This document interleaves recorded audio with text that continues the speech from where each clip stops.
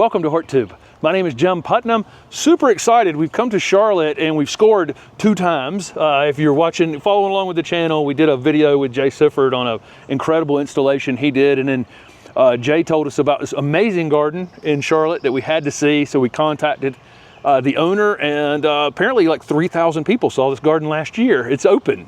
They did. It is open to the public 365 days a year. Yeah. It's called Maplewalk. Maplewalk. And you actually walk into what's essentially our backyard, where our residence has a gate to keep people from wandering there. Right. But we garden 2¼ acres here and have about 1,300 different plants in the garden. 97 different Japanese maples, 23 different dogwoods, a bunch of camellias. So we welcome people to stop by and see us. And that it's truly amazing. And we were dry, like you guys were dry. You've gotten some rain since, but you guys were dry. You guys were dry as well. We missed the peak of the Japanese maples coming out with their really pristine color, although they look beautiful. It's not knocking them. Yeah, right. Yeah. And, but this garden is a place where you could visit a lot, because you would have early very early flowering things, as we can have in the South. Absolutely. Right. In fact, late February, early March, camellias, witch hazel, coreopsis, hellebores. Hellebores. Lots of hellebores in the garden. For sure. Edgeworthia, Daphne are all blooming. Yeah. So there's a lot to see at that time of the year. And then you have this foliage layer that kind of uncoils with all the color. Exactly. It evolves into that. Yeah. And we see the maples coming out. And one of the things that surprises people when they contact us knowing we have a lot of Japanese maples, they keep saying, well, tell me about the fall. Tell me about the fall. And I say, don't forget about the spring. Don't forget about the spring. Yeah. Because there's lots of color in the spring. Mm-hmm. And so the good thing about spring color is that it all comes out about the same time, where in the fall, yes, there is a peak, but the Japanese maples don't do it all on schedule. Right. And so there's an evolutionary period of them turning. But don't miss out on the spring color of Japanese maples. I think one thing you'd also get from this garden is that how long have you guys been putting it in now? We've been gardening since 1991. Parts of the garden are much newer than that. Right. But it has been, it's been a process, not an event. Right. And Lib and I do all the gardening. She has a young woman. When I say young, she's young by our standards because we're in our 70s, but who helps her 3 hours a week. Okay, wow. But I've laid 46 tons of stone in here, but we've planned everything, we maintain everything. I edge the turf, we do it all. Right. There's one thing about visiting a garden like this where you've got the space, you've actually put things in here, given them some space. You can actually see what a plant is going to look like. As opposed to coming to our garden where they're all like this, and I'm going to have to keep them, pruned a little more. These things, you've allowed plants to really take shape. Well, Jim, it's interesting you say that, because a number of the area nurseries, if they've got regular customers, they'll tell people, if you want to see what this plant looks like in 10 or 15 years, go over to Maplewalk, and then you get a chance to see what the plant looks like. We were so excited to start the video off that I didn't let Tom introduce himself. I'm Tom Nunnenkamp, and my wife, Lib Jones, who, by the way, I kid that on our 3rd date, she said, I was born Elizabeth Jones, I'm going to die Elizabeth Jones. I said, aren't we getting ahead of ourselves just a little bit? She said, well, if it's going to be a problem, I'm going to find out right now. Yeah, that's funny. One of the things about this garden that you could definitely get from it, you said how many tons of stone? Oh, I've laid 46 tons of stone in here. 46 tons of stone. And a lot of that's created transitions. You've created bore edges. You've created transitions from turf to different walkways. And the turf here is Tiff Grand, which is one of the hybrid Bermudas. Yes. And it is, I'm really pleased with the turf. You're just going through with a weed eater on it, on the edge, exactly. and keeping it. You're not, and you've allowed yourself a defensive space. It is, and I did that because having it up close to the stone makes it impossible to keep neat. Right, yeah, and it'll get into the... Yes, keeps it out of the beds. Right. Although this is not a real aggressive Bermuda. Oh, really? No. And it's one that's very shade tolerant. Okay, gotcha. So, and you can see how much shade I've got in here. Right, right. So you get, there's pretty much every angle here you get a Japanese maple. Yes, yes. Yeah. Yes, we have a lot of Japanese maples, and I do love them. I particularly love them because I believe that they're 12-month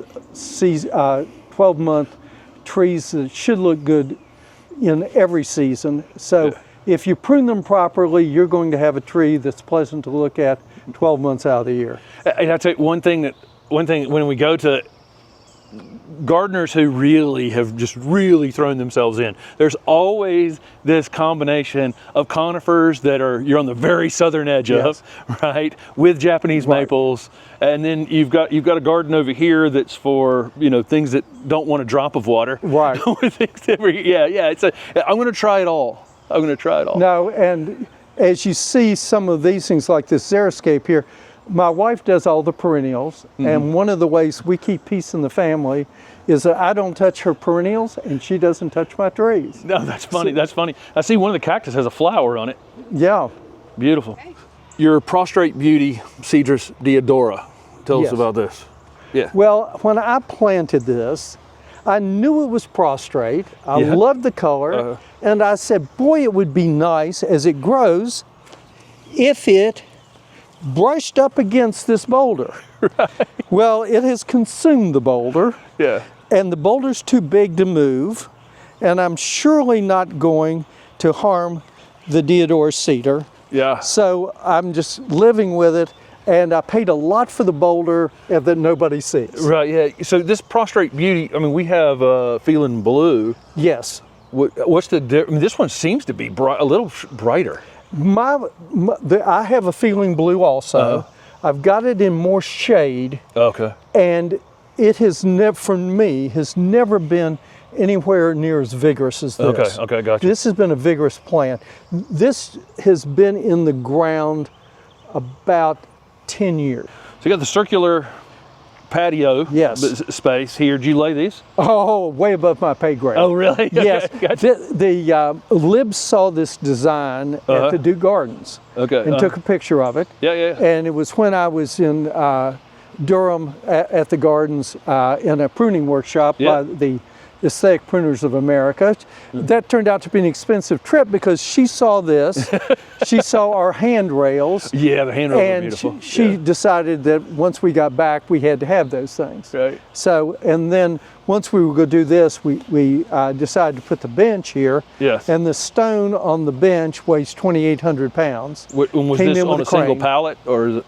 Oh, it came on a crane? It came in on a crane. From the road up there? Yeah, it came in with, and then a bobcat came in and brought it in here. And it's on two boulders here. It's not attached. And watching them level that was interesting. But it is... well, imagine it sunk the boulders a bit. I am sure it has. Yeah. I did have an interesting conversation with a woman who came in as part of a group, and I tend to have a photograph taken here of people touring the garden to prove they were here. Then there were 4 or 5 women sitting on it, and another one comes up and I said, come on, we'll go take your picture. And she says, oh, I'm afraid I'll tip it over. And I said, trust me, you're not going to tip it over. And she says, oh, it must be bolted to those stones. I said, no, it's not bolted to those with stones. Gravity. Yes, with bolted gravity. with gravity. Right. Yeah. So again, one of the things here, there's a lot of plants. There's a lot of plants to see, but you also have some really amazing garden art. And this is the biggest piece of garden art. This is the biggest piece, and I have to credit my wife on this one. Lib decided that she wanted something substantial separating from what we call the upper garden to our woodland garden, which is totally a shade garden. And so she saw this arch online, and we knew who we wanted to build it. A fellow named George Crump, who is a Brit, originally from Scotland, and George had a company here, and I had taken a class from George on building dry stack walls. And so George and I knew each other, and I contacted his company, and lo and behold, George was no longer there. George had sold the company, and I said, oh my gosh, he's the artist. But the company wanted to bid on it, and that was fine. And lo and behold, making a long story short, George came back because we had a relationship, even though he'd sold the company, to supervise the construction of the arch. And there is not a single stone in here that arrived on the property in this shape. A young man sat out on the street and for 9 days did nothing but chip stone and shape stones for the arch. That's unbelievable. And so it turned out extremely well. And it has made a nice demarcation, and not surprisingly is a favorite place for photographers to shoot.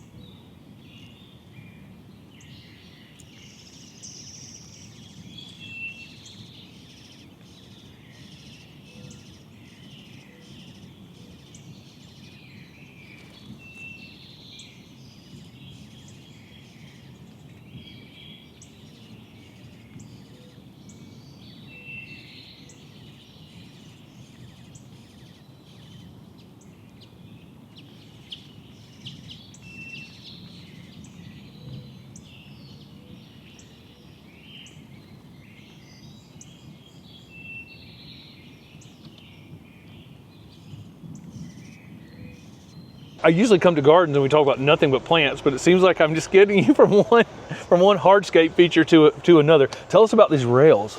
Well, the handrails in the garden, the idea was stolen from the wonderful garden in Durham, the Duke Gardens in Durham.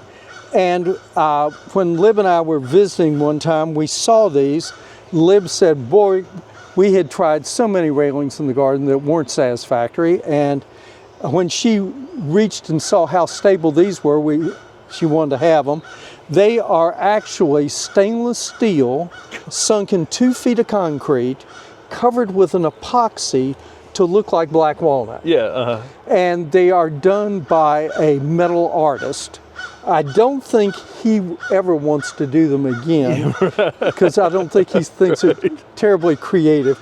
But we have them all over the garden, and they are a hit with all the visitors. It's wild because you look at it, it looks every bit like a limb, and you go, whoa, that thing is sturdy. Now it is, they are sturdy, and we sort of joke that when we were originally did it, we were doing it for the visitors. Now as we get older, we're so thankful that these railings are in here. You have an interesting combination of dry shade plants and then some shade plants that would like a little more moisture. Are the rocks attributing, you think, to?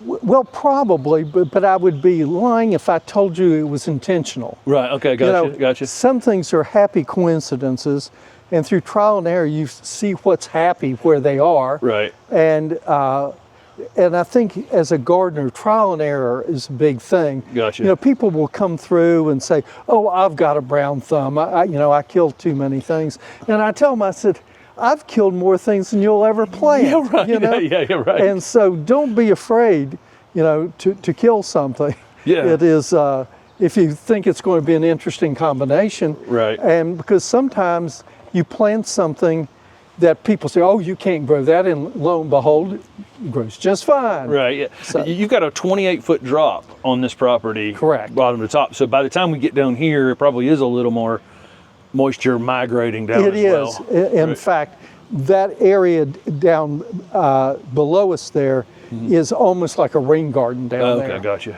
gotcha. It really gets slowed down. Oak leaf hydrangeas, Yes. looking beautiful, and you getting enough light in there. Yes. Just to get them to really put on a show. Well, and it's getting a little bit of shade from the big leaf magnolia here behind it. Yeah, can you get anything, can you see that stuff with the camera? It's lit up too by the sunlight up there. It's beautiful. Tell us about the cornice back here. Yes, this is wolf eyes, one of my favorite dogwoods. Great variegation. And this wolf eyes has never bloomed, and I don't care. In fact, I think the blooms would probably be a distraction from the beautiful foliage. Right, and it's a dark, shady, shadowy kind of space. And it's just a beacon. Yes. Yeah, it's a beacon of light. It's a beacon of light in here. Yeah, it really brightens the area up. Yeah, beautiful.